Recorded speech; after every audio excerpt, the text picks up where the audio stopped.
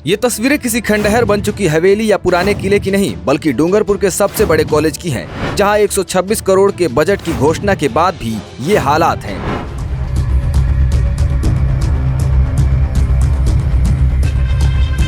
डूंगरपुर के SBP college की हालात पशुओं के किसी बाड़े से भी बदतर नजर आ रही है, जिसकी छत और दीवारें किसी खौफनाक हादसे का इंतजार कर रही हैं।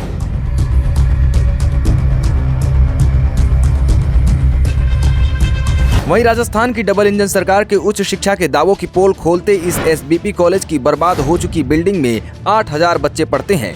इतना ही नहीं, हादसों का अड्डा बन चुके इस कॉलेज में कभी प्लास्टर तो कभी छत तो कभी मौका मिलते ही दीवार भी धड़ाम से गिर जाती है और बच्चों के लिए पढ़ने के कमरों की संख्या कम हो जाती है, क्योंकि यहाँ अब सिर्फ 20 कमरे बचे हुए हैं, जिनमें प्रिंसिपल के ऑफिस से लेकर स्टाफ रूम और लाइब्रेरी तक शामिल है।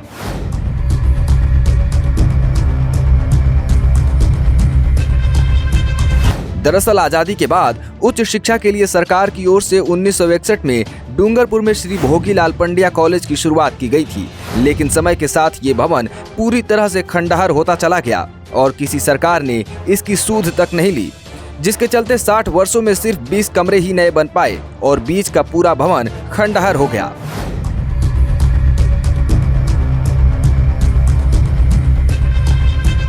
इतना ही नहीं, अब बारिश के मौसम में इस कॉलेज के बच्चों की पुराने भवन के नीचे बैठकर पढ़ाई करने की तो छोड़ ही दीजिए, क्योंकि वो तो इसके नीचे से गुजरने और आसपास खड़े होने से भी डरते हैं। एसबीपी कॉलेज डूंगरपुर में सबसे बड़ी समस्या भवन की है, जो बिल्कुल खंडहर हो चुका है और बारिश के दिनों में लोगों मतलब अपने स्टूडेंट जो पढ़ने आते हैं, इनको ये समस्या बहुत ज्यादा है कि कहीं गिर नहीं जाए ऊपर। इस कारण से वो यहाँ पे आने भी बिल्कुल कम हो गए और बारिश के दिनों में ये भवन गिरने की आशंका बहुत ज्यादा है। ये बहुत लंबे समय से समस्या आ रही है और हमने कई बार जिला प्रशासन और कलेक्टर महोदय या स्थानीय विधायक को सबको अवगत कराया बीपीएम टीम ने, पर किसी प्रकार की कोई समस्या का समाधान नहीं हो पाया। लेकिन कॉलेज की बिल्डिंग को देखकर लगता है कि अगर इस सरकार और प्रशासन ने जर्जर हो चुके इस कॉलेज की तरफ जल्द ध्यान नहीं दिया तो कभी भी बड़ी दुर्घटना हो सकती है और उसका खामियाजा शायद बच्चों के परिजनों को बिना गलती के भुगतना पड़ सकता है।